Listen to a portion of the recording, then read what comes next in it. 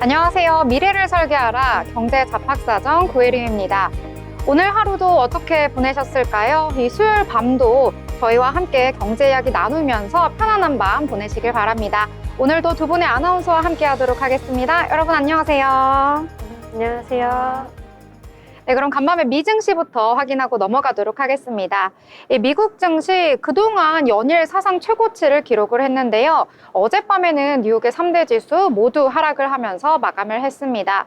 이 투자자들이 트럼프 당선인의 이 친기업적인 정책과 더불어서 각종 규제를 좀 완화하지 않을까 하는 기대감 속에서 좀 주가는 연일 상승했던 모습을 보였는데요. 하지만 대선 후 단기 급등에 따른 이 투자자들의 피로감이 좀 나타난 걸까요? 이 트럼프 트레이드는 숨고르기에 들어갔습니다. 이 차익 실현 매물도 출회가 되면서 증시는 하루 만에 하락 반전을 한 건데요. 이 5거래일 만에 최고치 경신을 멈추고 이내 하락하면서 마감을 했습니다.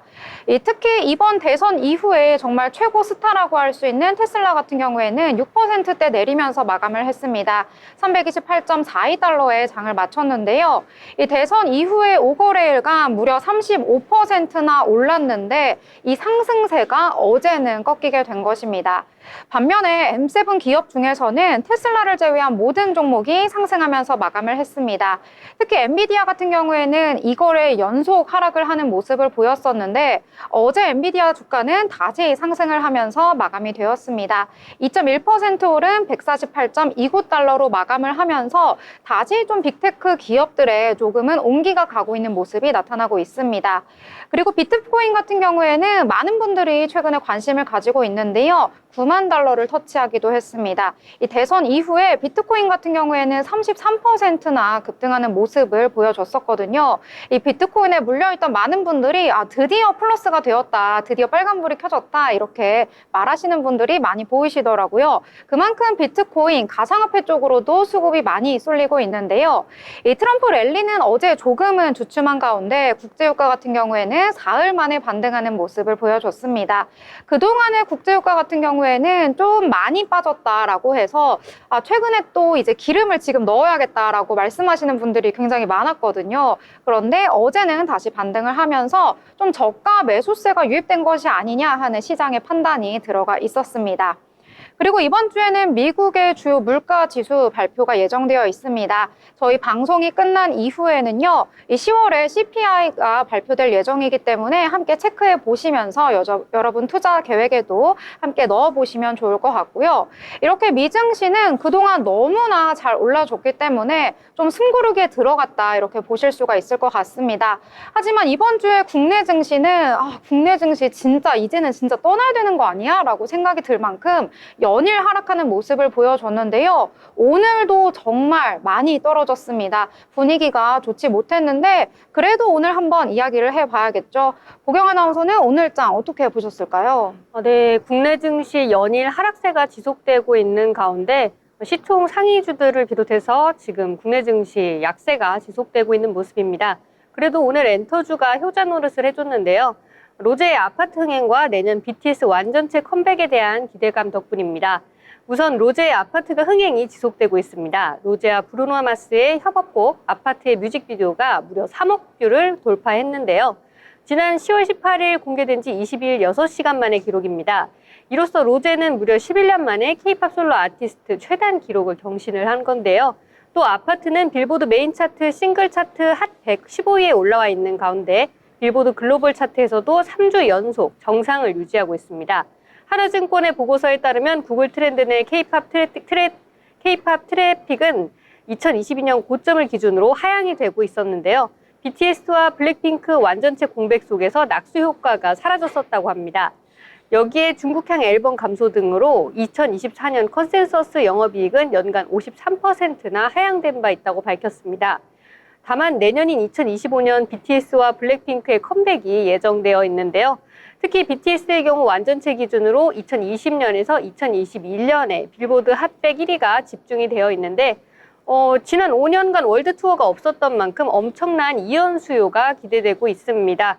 시장 예상치를 상당히 상회하는 매니지먼트 매출이 예상된다고 증권가 보고서에서도 나오고 있는데요.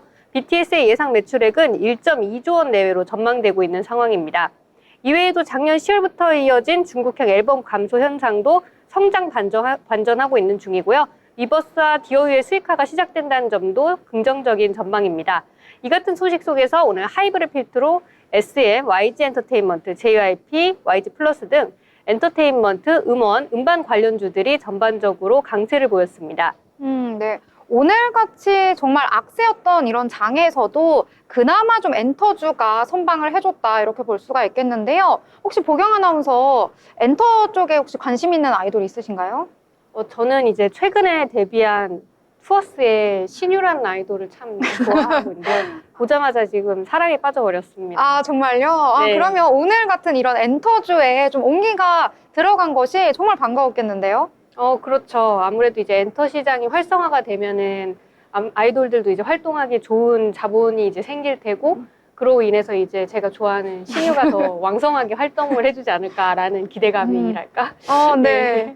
그 아이돌 신우 누군지는 제가 잘 모르는데. 신유입니다. 아, 죄송합니다. 신유인데 이따가 제가 한번 찾아보도록 하겠습니다. 신유 팬들, 네, 너무나 사랑하고요. 자, 그러면 오늘장 또 다른 테마 한번 이야기해보려고 합니다. 예린 아나운서는 어떻게 보셨을까요? 네, 지금 트럼프 이야기를 안 해볼 수는 없겠죠. 트럼프 효과가 사실은 강할 줄은 알았지만 이렇게까지 계속 강할 줄은 모르고 있었는데 이렇게까지 길 줄은 몰랐는데 힘을 얻을 줄 몰랐습니다. 어제 장만 봐도 알다시피 달러와 비트코인 그리고 국내 채권은 강세였고 국내 주식시장은 약세였습니다.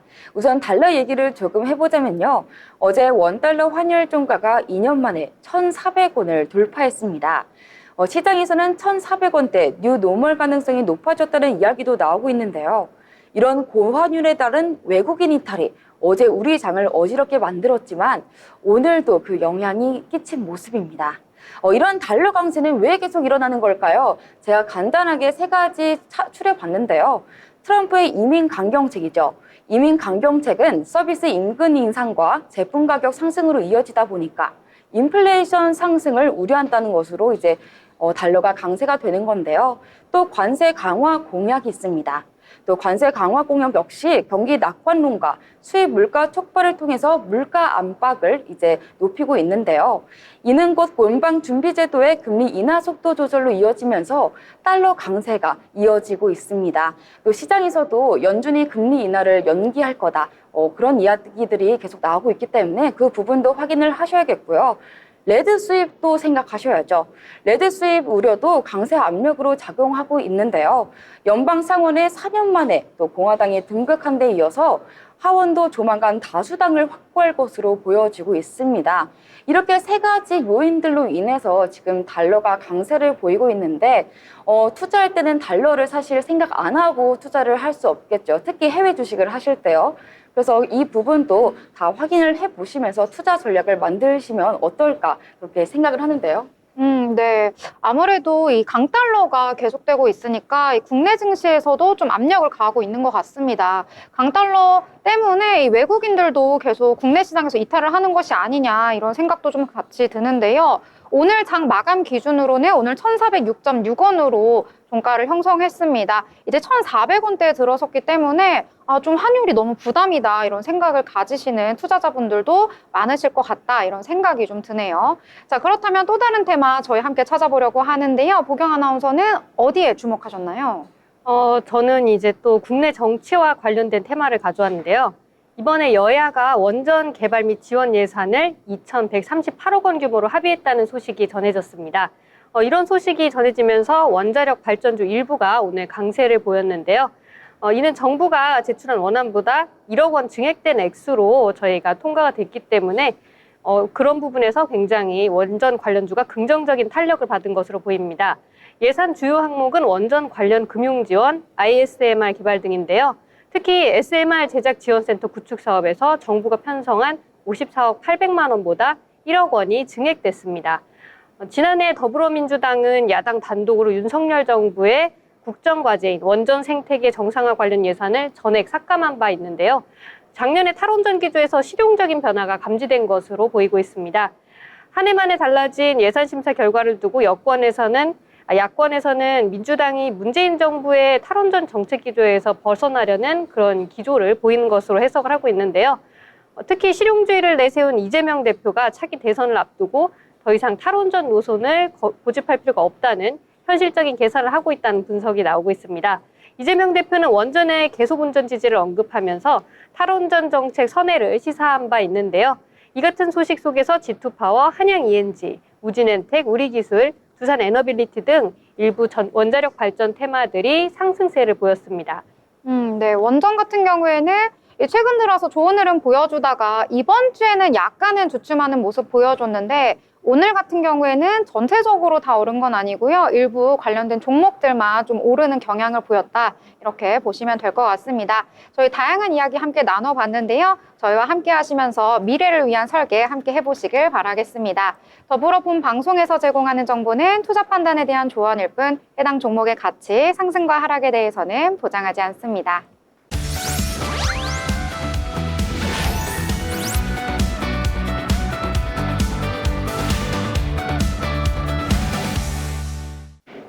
네, 이번 시간은 다양한 이슈에 대해서 알아보는 모 이슈 시간입니다. 현재 기자 나오셨습니다. 안녕하세요. 네, 안녕하세요.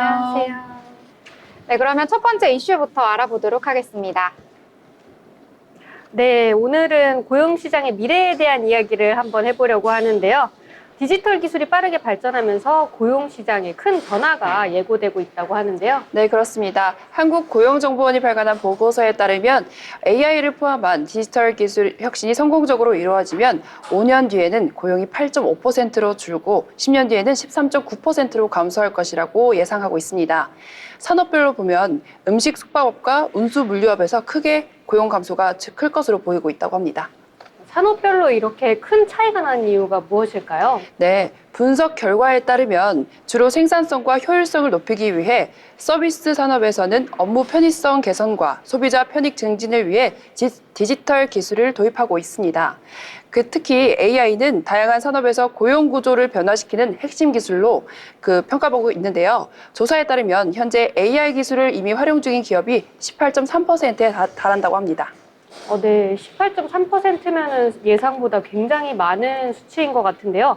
직무에 따라서 디지털 기술이 다른 영향을 미칠 수도 있겠다는 생각이 들어요. 네, 디지털 기술이 적용되는 직무에 따라 다르게 나타났습니다. 예를 들어 연구직이나 공학기술직은 AI가 주로 보조와 보완적인 역할을 하지만 생산직이나 설치 정비직은 자동화의 영향으로 대체 가능성이 높다고 응답하기도 했습니다. 아무래도 이런 변화들이 일어나면 노동의 질에도 변화가 크겠다는 생각이 드는데요. 네, 그렇습니다. 디지털 전환이 활발해지면 근무 시간은 줄고 임금은 오르는 등 노동의 질이 향상될 거라는 기대가 있습니다. 또 직업별 대체 가능성도 직무에 따라 달랐는데요. 전문가와 대면 서비스직은 대체 가능성이 낮지만 사무직이나 단순 노무직 등에서 대체 가능성이 60% 이상으로 높게 나타났습니다. 특히 챗 GTP 같은 생성형 AI 도입이 고용구조 변화에 더 큰 속도를 더할 것이라고 전문가들은 예측하기도 했습니다. 네, 결국 디지털 전환이 모든 산업 전방위적으로 영향을 크게 미칠 거라는 생각이 드네요. 정부나 기업이 대비책을 미리 마련해주면 좋겠다는 생각이 듭니다.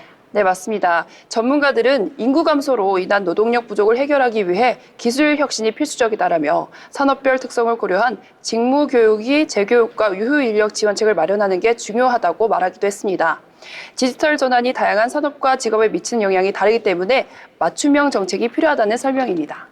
네, 말씀을 들어보니까 앞으로 고용 구조에 대한 변화가 불가피하겠다는 생각이 드네요. 저희도 미리 이 고용 구조 변화에 대비를 해야겠네요. 저희 직업도 이런 앞으로의 변화에 대응하기 위해서 그에 맞는 철저한 준비를 앞으로 해봐야겠습니다. 네, 그럼 다음 이슈로 넘어가 보도록 하겠습니다. 이 초저가 패스트 패션 인기라고 합니다. 하지만 이에 반면에 좀 이면에는 심각한 문제가 있다고 하더라고요. 네, 맞습니다. 쉬인, 알리, 테무 같은 초저가 패스트 패션 플랫폼에서는 10만 원이면 13벌이나 살 수 있을 정도로 충동 구매를 부추기고 있습니다. 이런 초저가 소비가 늘면서 입지 않는 옷을 버리는 경우가 많아졌는데요. 실제로 환경부가 조사한 자료에 따르면 국내 폐의료는 2018년 약 6만 6천 톤에서 2022년 약 10만 6천 톤으로 급증했다고 합니다. 이로 인해서 의료 쓰레기 문제가 더욱 심각해지고 있는 상황입니다. 10만 원에서 13벌이나 살 수 있으면 이게 한 벌 사는데 10,000원도 안 되는 거라서 굉장히 저렴하게 느껴지는데 그만큼 빨리 입어서 소비를 해버리고 버리는 그런 지금 소비 문화가 좀 있는 것 같습니다.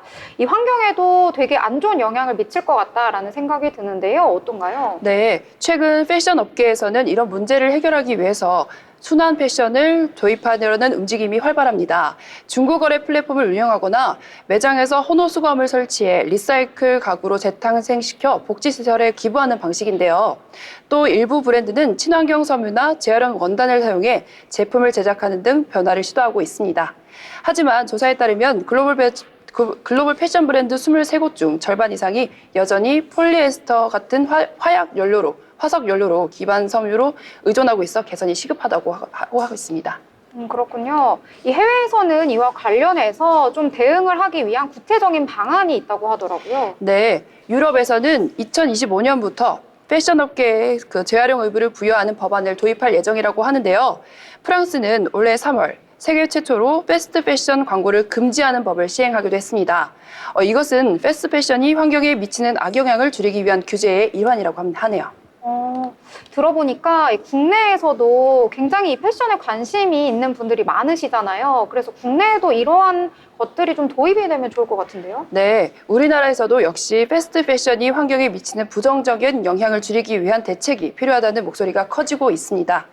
특히 패스트 패션의 폐유류는 분해에 수십 년이 걸려서 매립 시 환경오염을 유발할 수 있기 때문에 업계에서는 재활용 의무를 부과하거나 그리고 친환경 소재 사용을 장려하는 제도가 요구되고 있습니다. 업계 관계자들은 순환 패션의 확산과 더불어 지속 가능한 패션 소비의 소비 정착 문화를 위해 다양한 노력이 필요하다고 말하고 있습니다.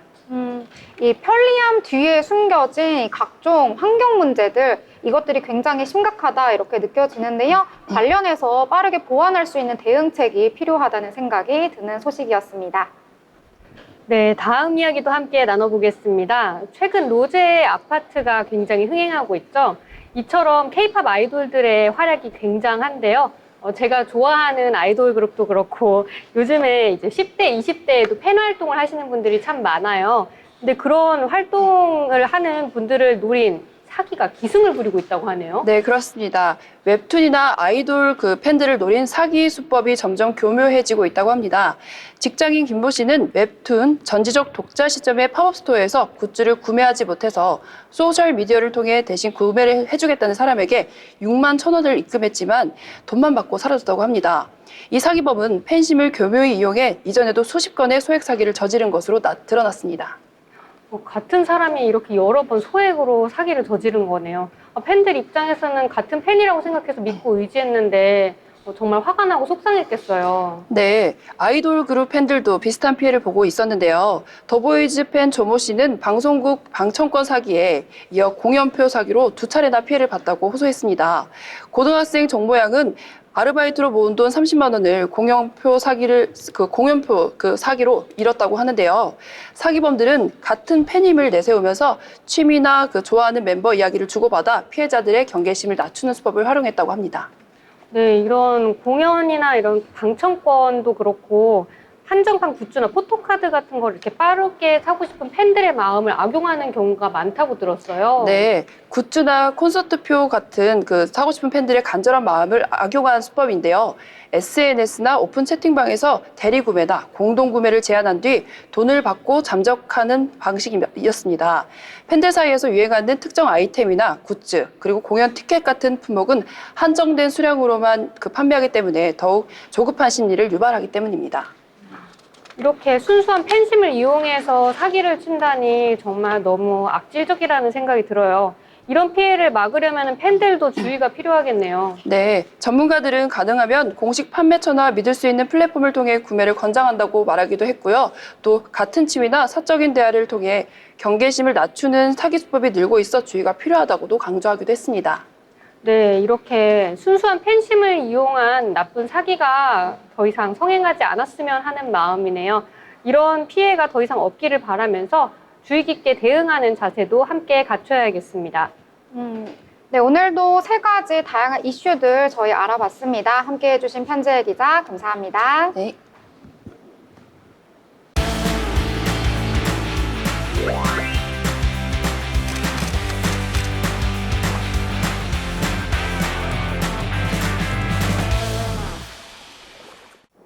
네, 이번 시간은 전국의 전시, 핫플, 맛집을 알아가는 시간이죠. 어디 갈까 시간입니다. 오늘은 어디로 떠나볼까요? 오늘은 김효빈 아나운서와 함께 하도록 하겠습니다. 안녕하세요. 안녕하세요.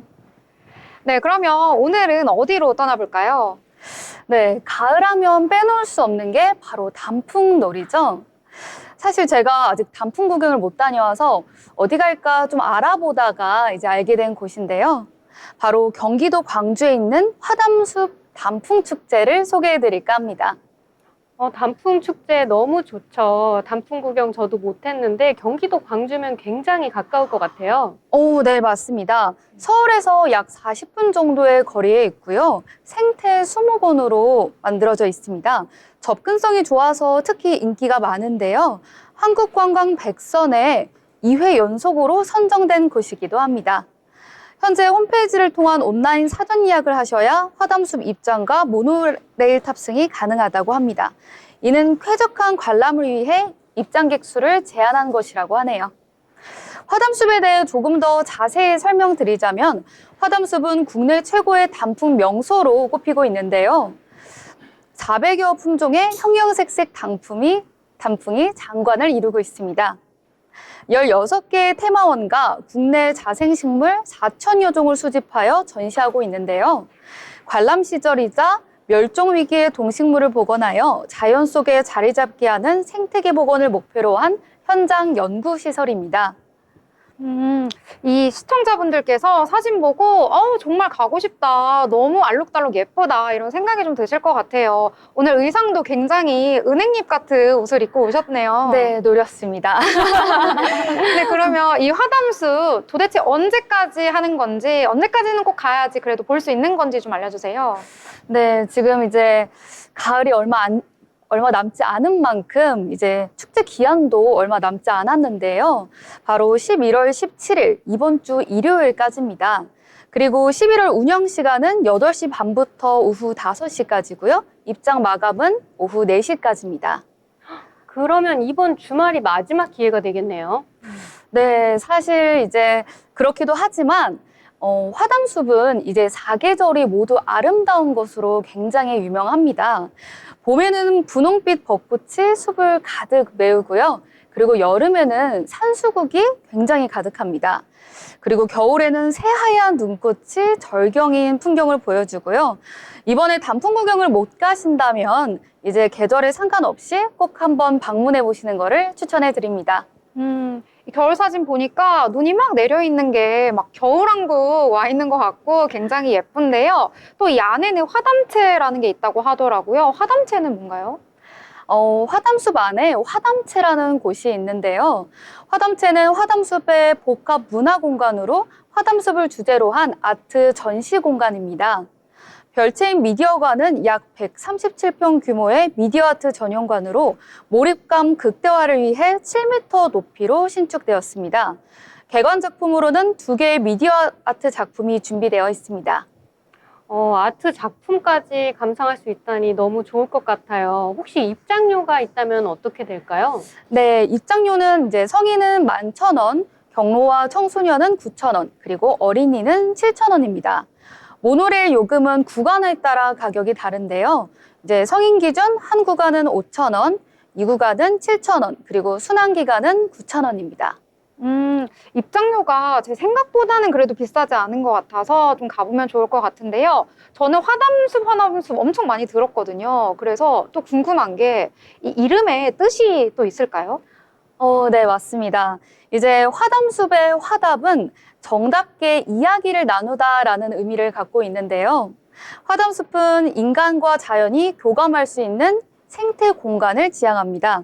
우리 숲의 식생을 최대한 보존하였고 자연을 사랑하는 누구나 편히 찾을 수 있도록 친환경적인 생태 공간으로 꾸미고자 했습니다. 또한 평소에 산책을 하고 싶어도 몸이 불편해 트레킹을 하기 어려운 이제 장애인이나 어린이, 그리고 유모차나 이제 휠체어를 타야 되는 분들은 편안히 자연을 감상하며 힐링할 수 있도록 5km 숲속 산책길 전 구간을 경사가 완만한 길로 조성하여 가족 단위의 관람객에게 큰 인기를 끌고 있습니다. 몸과 마음을 힐링할 수 있는 화담숲. 가족들이나 연인과 꼭 한번 방문해 주시는 걸 추천하겠습니다. 네. 이 가을의 정취를 느낄 수 있는 화담숲 정말 알록달록 너무 예쁘니까요. 가족분들, 연인분들, 친구분들 다 함께 방문해 보시면 좋을 것 같습니다. 지금까지 좋은 소식 전해주신 김효빈 아나운서 감사합니다. 감사합니다.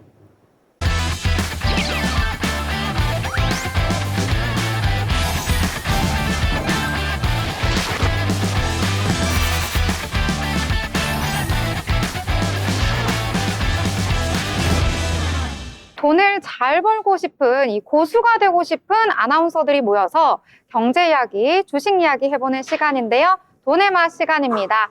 자, 경제 이야기 나누기에 앞서서 오늘 국내장 어떻게 마무리가 되었을지 함께 알아보도록 하겠습니다. 이린 아나운서, 오늘 장 뭐 안 좋은 것 같은데 어떻게 마무리됐나요? 네, 오늘 장 상황 저와 함께 알아볼 텐데요. 오늘 시장은 어제 이어서 4거래일 연속 하락하는 분위기죠. 이때 우울하게 슬퍼할 게 아니라 어떻게 헤쳐나갈 건지를 살펴봐야 할 텐데요. 그렇다면 먼저 시장을 좀 잘 알아야겠죠. 저와 함께 살펴보시죠. 먼저 코스피 지수를 살펴보도록 하겠습니다. 네, 코스피 같은 경우에는요, 전장 대비 2.64% 하락한 2,417.08포인트를 기록했는데요. 하락 출발했죠. 하락 출발을 하고 걱정이 되는 상황인데 상승 모멘텀이 없다 보니까 어제의 분위기가 이어진 것 같습니다. 또 코스닥 같은 경우에는요, 상승 출발을 한 모습이 보여지는데요.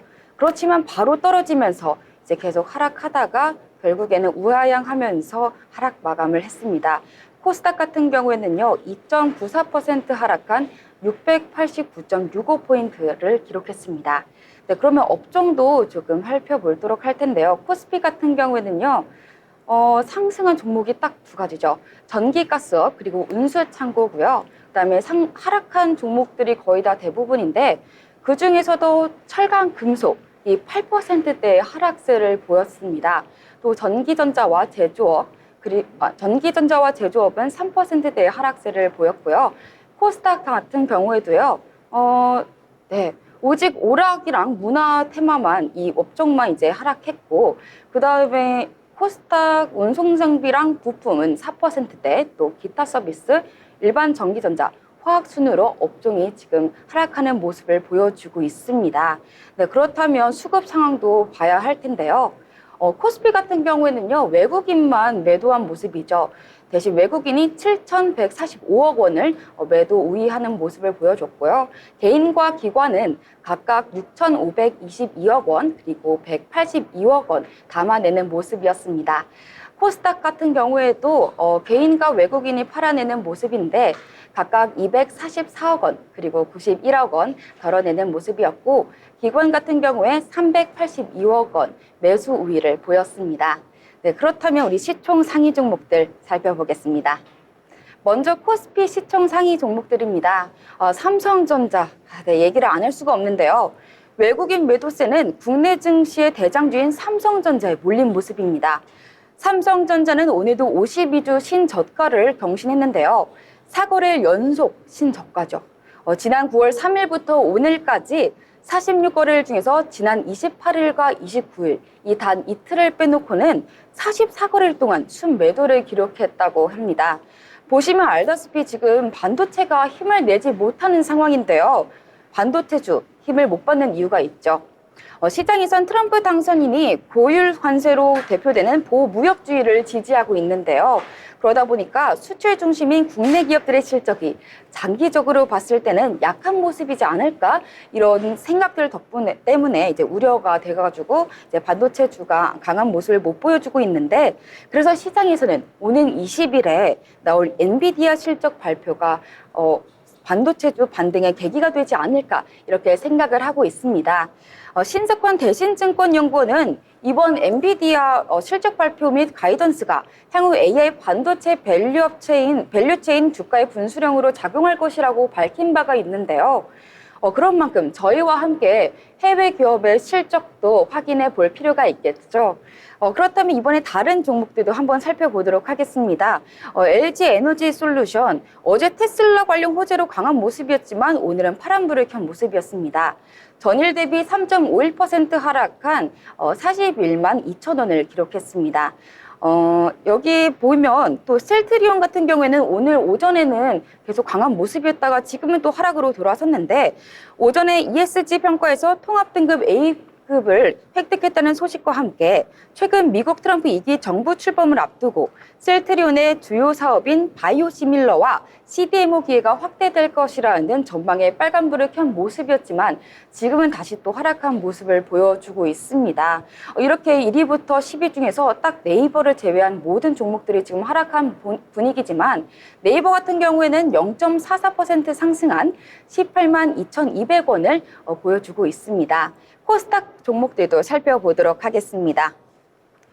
네, 코스닥 시총 상위 종목들은 전체적으로 또 푸른빛을 보여주고 있네요. 여기서 HLB만 지금 전일 대비 0.33% 상승한 6만 200원을 보여주고 있는데요. 코스닥 시총 상위 종목들을 다 봐야 되겠지만 여기서 확인해야 할 게 있죠. 바로 알테오젠입니다. 알테오젠은 코스닥 시총 1위 굳히기에 들어간 점인데요. 최근 신고가 행진을 이어가면서 에코프로 BM과 시총 격차를 8조 넘게 벌린 모습입니다. 알테오젠이 지난달부터 계속 시총 1위를 기록하고 있고 이 점도 체크하셔야 알테오젠 계속 시총을 1위 하겠구나 아니면 계속 뭐 내려갈 것인가 어떻게 될 것인가 이런 부분들을 조금 확인해 봐야겠습니다. 또 아까 전에 오전에는 또 HPSP가 빨간불이 들어왔었거든요. 그때는 최대 주주의 지분 매각 소식이 상승했었는데 지금은 또 약한 모습 파란불을 켰습니다. 전일 대비 0.6% 하락한 33,250원을 기록하고 마감을 했습니다. 이렇게 코스닥도 코스피도 각 시총 12 종목 중에서는 한 종목만 빨간불을 켠 모습인데요. 이렇게 빨간불이 없을 때는 가만히 있지 말고 더욱더 시장을 조금 더 꼼꼼하게 살펴봐야겠습니다. 오늘 있을 미국 10월 CPI 지수도 그리고 내일 나올 PPI 지수도 계속 확인하면서 저희와 함께 투자 전략 만들어 나가시는 건 어떨까요? 지금까지 시황 알아봤습니다. 네, 오늘 시황 전반적으로 잘 짚어주셨습니다. 오늘 코스피 코스닥 모두 다 분위기가 안 좋아서요. 많은 투자자분들 국내 주식 가지고 있어도 되는 건가? 나도 이 미증시로 가야 되는 거 아닌가? 이렇게 걱정하셨을 것 같습니다. 코스피 같은 경우에는 2.64% 하락하면서 2,417선까지 떨어지는 모습 나타났고요. 거의 저점 라인 부근에서 하락하는 모습 나타났습니다. 수급이 굉장히 안 좋았는데요. 외국인이 7천억 원대 매도를 하면서 떠나는 모습 보여줬고 기관 같은 경우에만 182억 원 매수하는 모습 보여줬지만 물량이 너무 작기 때문에 지수에는 그다지 영향을 미치지 못한 것 같습니다. 코스닥 같은 경우에는 2.94% 하락하면서 700선 무너지는 모습 나왔는데요. 689선까지 밀리는 모습 나타났습니다. 700선이 깨진 것은 2개월 만인데요. 정말 어디까지 내려갈 것인지 많은 분들이 걱정을 하실 것 같습니다.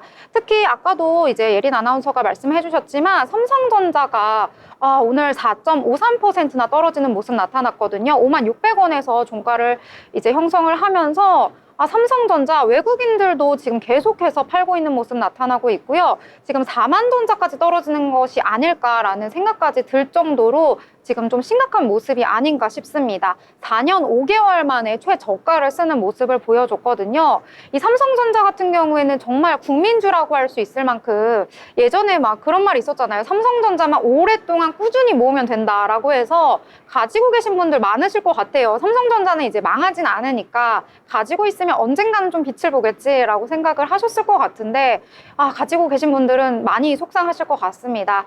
자, 그럼 오늘장 그래도 저희 한번 이야기해 보려고 하는데요. 보경 아나운서는 그래도 오늘 장에서 좀 주목했던 테마 어떤 테마가 있을까요? 요즘에 이제 아무래도 수급이 좀 가상화폐 쪽으로 많이 쏠리는 그런 감이 없잖아 있잖아요. 특히 이제 도널드 트럼프 미국 대통령이 재집권을 하면서 비트코인이 이제 연일 최고가를 경신하고 있습니다. 9만 달러를 넘어서면서 국내 가상자산 관련주들도 오늘 국내 시장에서 주목을 함께 받았는데요. 앞서 트럼프 미국 대통령 당선인은 선거 기간 동안 미국을 가상자산의 수도로 만들겠다, 비트코인을 전략자산으로 비축하겠다고 발언을 해왔는데요. 재선에 성공하면 가상화폐 규제를 완화하겠다고 약속한 바가 있습니다. 비트코인이 미 대선 이후에 연일 최고가를 경신하고 있는 만큼 지금 국내 가상화폐 관련주들도 함께 주목을 받은 상황인데요. 국내 가상자산 거래소 업비트 운영사인 두나무와 빗썸코리아의 비상장 주가는 상승세를 나타냈습니다. 빗썸코리아 지분을 보유한 T사이언티픽은 일주일 동안 20% 넘게 올라왔고요. 자회사 컴투스 플러스와 함께 국내 가상자산 거래소 코인원의 2대 주주의 이름을 올리고 있는 컴투스 홀딩스도 일주일 동안 20% 넘게 올라왔습니다.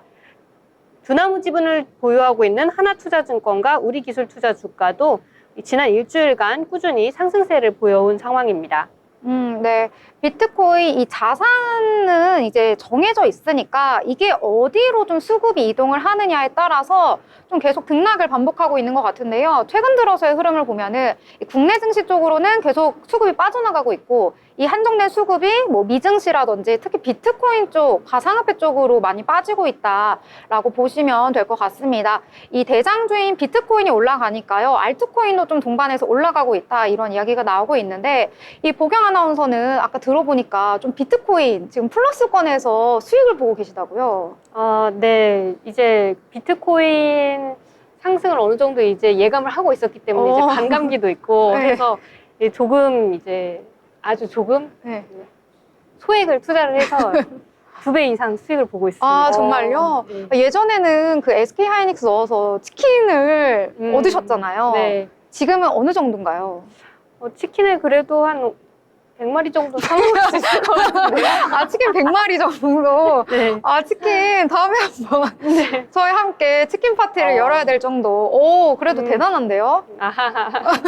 치킨 먹는 건가요? 그렇겠습니다. 치킨, 네, 치킨. 너무 대단하다. 이런 생각이 좀 드네요. 그럼 예린 아나운서는 오늘 테마 어떤 걸 좀 보셨을까요? 네, 저는 지난주에 핫했던 그리고 앞으로의 일정을 조금 확인해 봐야 하는 그런 테마를 가져왔습니다. 바로 대왕고래죠. 대왕고래는 동해 포항 앞바다 수심 2km 심에 매장돼 있을 것 같은 그런 석유 가스전을 찾는 탐사 프로젝트인데요. 지난 6월 3일 윤석열 대통령이 국정브리핑을 열어서 경북 포항 영일만 앞바다에 막대한 양의 석유와 가스가 매장돼 있을 가능성이 높다는 그런 탐사 결과가 나왔다고 밝힌 바가 있는데요. 이와 함께 산업통상자원부의 탐사 치추 계획 승인되는 모습도 볼 수 있었습니다. 아무래도 이게 대통령이 직접 나서서 발표한 내용이다 보니까 우리나라가 산유국이 될 수 있지 않을까라는 기대감에 대왕고래 관련주가 잠깐 지금 올랐었는데 또 지난주에 좀 호재가 나오다 보니까 또 지금 번쩍이는 것 같습니다. 그리고 앞으로 있을 일정들도 있는데 지금 더 설명해 드리겠습니다. 근데 우선 대왕고래를 알기 전에 광개토 프로젝트를 알아야 할 텐데요. 광개토 프로젝트는 대한민국 자원안보에 기여했던 동해 가스전입 매장량이 고갈되면서 2021년부로 운영이 종료됐는데 그래서 석유공사를 중심으로 제2의 동해가스전을 발굴하기 위해 광개토 프로젝트가 만들어집니다. 그렇다면 여기서 광개토 프로젝트의 목적을 알 수 있겠죠. 바로 세 가지가 있죠. 제2의 동해가스전 발굴과 해양 주권 확보를 위한 발판이 마련이 될 거고요. 또 이제 탄소 중립을 기여할 수 있지 않을까 이런 목적들이 있는데 광개토 프로젝트의 기한인 2031년까지 그때까지 계획된 시추가 총 24건이라고 합니다. 그 중에서 이제 이 자원 탐사를 위한 시추 7건의 계획 중에 하나가 바로 대왕고래인 건데요. 석유공사는 모든 해역에서 석유와 가스 매장 가능성을 탐사하고 유망 구조를 7개 나눈 다음에 보안을 위해서 오징어나 명태 같은 어자원을 이제 이름을 붙인 겁니다. 아무래도 이게 이번에 처음에 탐사 시추 대상으로 낙첨된 이제 대왕고래 같은 경우는요, 석유 가스 매장량이 가장 많을 것으로 이제 추정되다 보니까 가장 큰 어자원인 고래라는 이름이 붙여진 겁니다. 그것도 엄청 많은지 대왕고래라고 이제 붙여진 건데요. 이제 다만 우려되는 것은 바로 돈이겠죠. 정부와 석유공사는 향후 5년간 최소 5개의 시추공을 뚫어야 하는데 이 뚫어야지만 이 성공 가능성을 가늠할 수가 있는 거거든요. 근데 이게 하나 뚫을 때마다 1,000억 원 이상의 국비가 투입된다고 합니다. 근데 이게 최소 5개, 최대 10개까지 지금 넣어야 하는 건데 그렇다면 돈이 너무 부담이 되지 않을까 이런 걱정이 되는데요. 정부는 석유가 나온다는 보장이 없는 상태에서 가능성에 투자하는 비용이 만만치 않다는 걸 알지만 그럼에도 투자하는 이유가 있겠죠. 바로 성공 시 어마무시한 경제적 효과를 볼 수 있다는 건데요. 정부가 공개한 자료에 따르면요. 추정 매장량은 35억에서 140억 배럴이 됩니다. 이 경우에 석유는 4년간 또 천연가스는 29년간 수입에 돈을 쓰지 않아도 된다고 하는데요. 이러다 보니까 우리가 이 대왕고래 프로젝트 진행을 안 할 수가 없겠죠. 그래서 이렇게 정부가 계속 끊임없이 발전을 하고 또 투자를 하고 있는 건데 그렇다면 지난주 있었던 최근 이슈들을 제가 알려드리도록 하겠습니다. 지난주 월요일이죠. 11월 4일에 대왕고래 시추 카운트다운이 시작됐습니다. 첫 시추 위치가 확정이 된 건데요. 웨스트 카펠라호 12월 10일에 부산에 도착한 다음에 대왕고래로 이동해서 12월 중순에 시추에 돌입한다고 합니다. 또 이를 통해서 대왕고래 프로젝트 사업성을 가늠할 수 있는 탐사 시추 결과가 바로 내년 상반기에 발표된다고 하는데요. 이런 호재가 나타나다 보니까 지난주 월요일 11월 4일에 딱 한 번 크게 떴었던 적이 있었습니다. 이 이외에도 11월 7일에 윤석열 대통령이 용산 대통령실에서 열린 대국민 담화및 기자회견에서 대왕고래 프로젝트와 관련해 가장 확률적으로 높은 곳에 시추공을 이제 뚫기 시작했는데 이제 되기만 하면 수천 조의 석유 가스가 나올 것이다. 이러면서 다양한 언급을 해주면서 시추에 대한 많은 이야기들을 나눴고 또 이런 기사들이 계속 올라오다 보니까 또 11월 7일, 11월 8일에 강한 모습을 보여준 11월 4일보다는 좀 약한 모습이지만 그때도 좀 상승한 모습을 볼 수 있었습니다. 그렇다면 여기 중에서 주도주인 SH에너지화학을 조금 살펴보도록 할 텐데요. SH에너지화학은 플라스틱 원료 및 화학제품 제조업체입니다. 이게 미국 천연가스 가격 급등에 따라 수혜주로 지금 부각하고 있는데요. 아무래도 천연가스 가격 상승이 화학 및 에너지 관련 산업의 성장에 긍정적인 영향을 미칠 것 같다 보니까 이런 상승세를 보이고 있는 겁니다. 이 이외에도 좀 살펴봐야 할 종목들이 또 2가지가 있는데요. 바로 GS 글로벌이랑 포스코 인터내셔널 이 2기업입니다. 이 2기업은 첫 전략회의에 참석한 민간 기업인데요. 그러다 보니까 여기도 지금 핫하게 좀 오르고 있는 부분입니다. 증권가에서는 최대 수혜자로 이 2 종목을 골랐다고 하는데요. 그러니까 이 모든 종목들을 한번 확인해 보면서 저희가 또 투자 전략을 만들어 나가야겠죠. 또 아까 얘기했듯이 12월에 시추가 본격적으로 시작되니까요. 그 부분도 조금 더 집중적으로 확인해 보셨으면 좋겠습니다. 네, 예린 아나운서는 이 대왕고래에 굉장히 꽂히셨군요. 네, 아니 우선 이름 자체부터가 너무 귀엽더라고요. 고래여가지고요. 이 대왕고래 많은 분들이 또 이제 기억을 하실 거예요. 예전에 장이 별로 안 좋은데 좀 테마성으로 이렇게 급등하는 어떤 특정 종목만 있었던 그런 시즌이 좀 있었는데 그때 바로 좀 시장에서 주목을 받았던 게 바로 이 대왕고래입니다. 이 동해에 이제 뭐 가스가 석유가 있다라고 해가지고 그때 관련주들이 정말 일제히 막 상한가 가고 난리가 났었던 적이 있었거든요. 좀 시청자분들도 한번 기억을 떠올려 보시면 좋을 것 같은데 이 대왕고래 프로젝트 같은 경우에는 좀 미래 가능성에 베팅을 하는 측면이 있기 때문에 투자를 하실 때는 좀 더 미래를 좀 멀리 내다 보셔야 될 것 같다라는 생각이 좀 듭니다. 이 시추공을 넣어가지고 아주 깊은 곳에서 이제 석유를 꺼내야 하는데 그 비용이 굉장히 크고 그다음에 이 프로젝트가 이제 단기간에 끝나는 게 아니고 좀 길잖아요. 그래서 만약에 그때 여러 개 뚫었는데 석유가 나왔다. 그래도 이제 미래 시대에는 이제는 뭐 친환경 에너지를 좀 쓰는 시대로 변모할 거기 때문에 그때 발견된 석유를 또 정제해서 우리가 실생활에 적용을 하게 됐을 즈음에 이제 뭐 풍력 에너지, 수력 에너지 뭐 이런 거를 많이 쓸 수 있는 시대이기 때문에 석유를 과연 쓸 수가 있을 것인가, 경제적으로 우리가 효과를 얻을 수 있을 것인가 이런 것에 대해서 좀 의문이 있기 때문에 많은 분들이 좀 투자에는 유의를 하셔야 될 것 같다 이렇게 보실 수 있겠습니다. 자, 그럼 보경 아나운서는 또 다른 테마 어떤 테마 보셨을까요? 네, 오늘 장에서 또 로봇 테마들도 굉장히 주목을 받았는데요. 도널드 트럼프 미국 대통령 당선인이 정부 효율성위원회 수장으로 일론 머스크 테슬라 CEO를 임명했죠. 이런 소식이 투자 심리 개선에 영향을 준 것으로 보이는데요. 일론 머스크 테슬라 CEO는 2025년인 내년부터 휴머노이드 로봇 사용을 공언한 바 있습니다.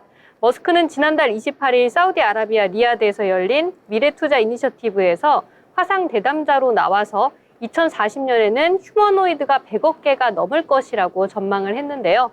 16년 뒤에는 휴머노이드 로봇이 대중화돼서 인간보다 많을 것으로 예측한 것입니다. 이에 머스크가 규제를 완화하고 트럼프 당선인도 산업진흥을 지원할 것이라는 기대감이 점차 커지고 있는 상황인데요.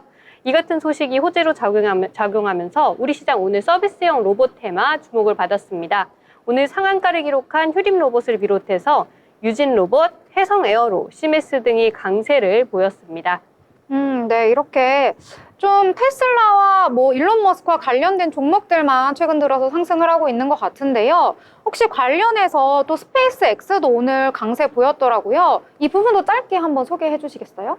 네, 스페이스 X도 이제 테슬라 CEO인 일론 머스크가 운영하고 있는 회사인데요. 미 대선에서 당선된 도널드 트럼프가 우주 기술 개발을 적극적으로 추진하고 상업화에 나설 것이라고 예상이 나오고 있는데요. 미국은 우주항공 분야에서 2년 연속으로 예산을 큰 폭으로 늘려온 바 있습니다. 이 흐름에 맞춰서 한국 정부도 올해 우주항공청을 개청하는 등 우주 분야 예산을 대폭 증가시키고 있는 상황인데요. 특히 스페이스X는 도널드 트럼프 당선인의 핵심 관계자인 일론 머스크가 운영을 하고 있죠. 우주 인터넷 서비스인 스타링크와 우주 로켓 등을 지금 개발하고 있는 상황인데요. 지난해 11월부터는 흑자 전환에 성공했다고 합니다. 이에 스페이스X에 투자한 국내 종목들이 오늘 함께 주목을 받았는데요. 국내 최초의 VC 아주 IB 투자는 일론 머스크의 스페이스X에 투자했다는 소식이 전해지면서 오늘 가격 제한폭까지 뛰면서 상한가를 기록했습니다. 또 스페이스X에 직접 지분을 투자한 크레센도가 동아지질의 사실상 최대 주주라는 소식이 전해지면서 동아지질도 오늘 장에서 상승 흐름 보였습니다. 네, 오늘같이 좋지 않은 분위기 속에서도 그래도 저희가 좀 오르는 테마, 주목할 만한 테마들 함께 찾아봤는데요. 미래를 설계하라 경제 잡학사전과 계속해서 함께 하시길 바라겠습니다. 더불어 본 방송에서 제공하는 정보는 투자 판단에 대한 조언일 뿐 해당 종목의 가치, 상승과 하락에 대해서는 보장하지 않습니다.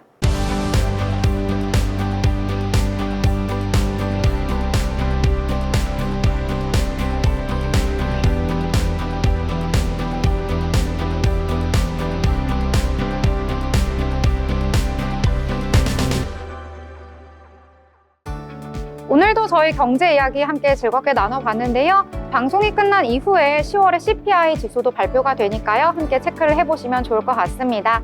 편안한 밤 되시고요. 저희는 내일 다시 찾아오도록 하겠습니다. 함께 해주신 시청자분들 감사합니다.